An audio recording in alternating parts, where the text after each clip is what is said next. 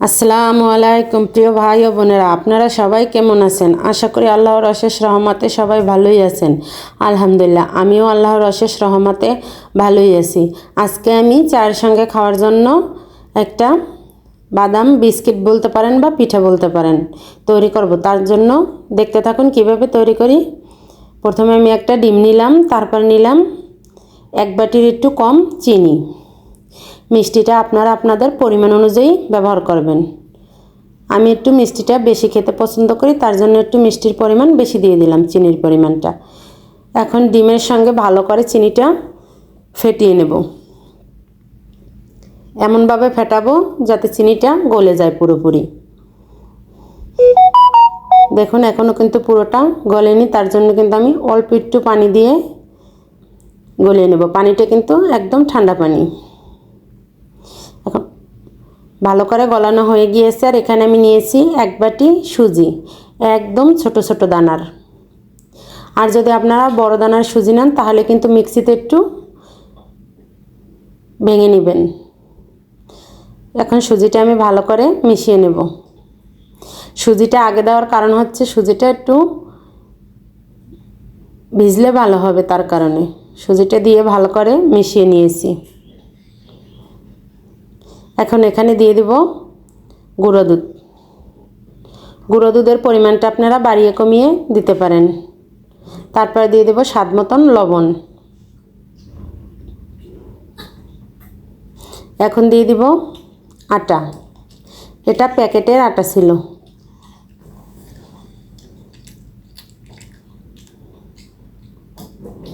এখানে আমি অল্প অল্প করে মোট আড়াই বাটি আটা দিয়েছি এক বাটি সুজির সঙ্গে। আপনারা আপনাদের পরিমাণ অনুযায়ী দিয়ে দিবেন, যতটুক নেবেন ততটুক। তারপরে দিয়ে দিলাম একটু খাবার সোডা, অল্প একটু। তারপরে দিয়ে দিলাম এখানে চিনি বাদাম, আগে থেকে আমি ভেজে হালকা একটু ভেঙে রেখেছিলাম। এখন এগুলো দিয়ে হাতের সাহায্যে ভালো করে শক্ত একটা ডো তৈরি করে নিব। ডোটা তৈরি করা হয়ে গিয়েছে। তারপরে দেখুন উপর থেকে 1 চামচ ঘি দিয়ে আমি 15 মিনিটের জন্য রেস্টে রেখে দিয়েছিলাম।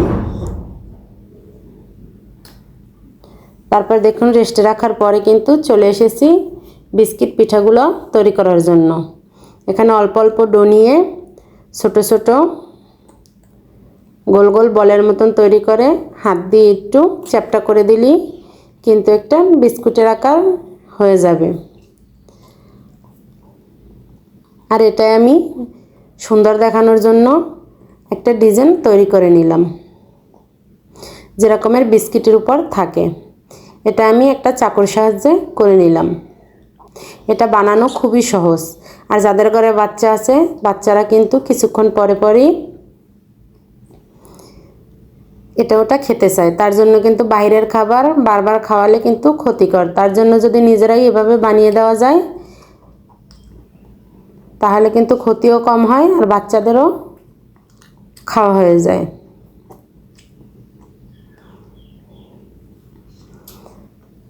আর এটা কিন্তু আপনারা রেখেও খেতে পারবেন, নষ্ট হবে না। তারপর দেখুন আমি আপনাদের কিন্তু লম্বা শেপের একটা দেখিয়ে দিলাম। এভাবেই আমি বানিয়ে নিব।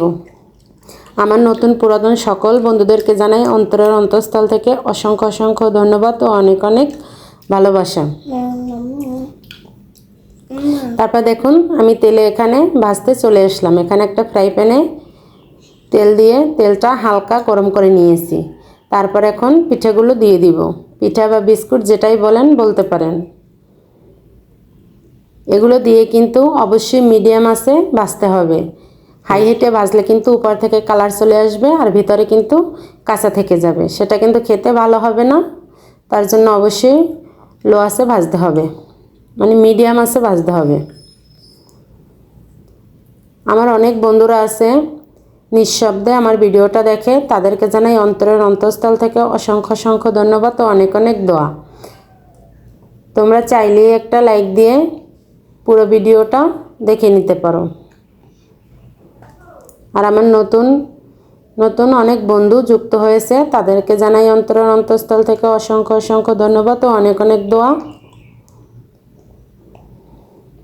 তারপর দেখুন কিছুক্ষণ পরে কিন্তু আমি উল্টিয়ে দিয়েছি, এক সাইড যখন হয়ে এসেছে।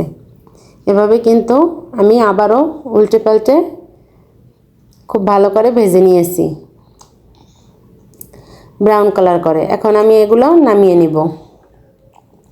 আর আমার ভিডিওটা যদি কোনো নতুন বন্ধুদের কাছে ভালো লেগে থাকে, চাইলে আমার চ্যানেলটি সাবস্ক্রাইব করে পাশে থাকা অল বাটনটি বাজিয়ে রেখে দিতে পারেন। আমি কোনো ভিডিও ছাড়ার সঙ্গে সঙ্গে আপনাদের কাছে নোটিফিকেশন চলে যাবে, আপনারা আপনাদের সময় সুযোগ মতন দেখে নিতে পারবেন। এভাবেই আমি সবগুলো কিন্তু ভেজে নিব।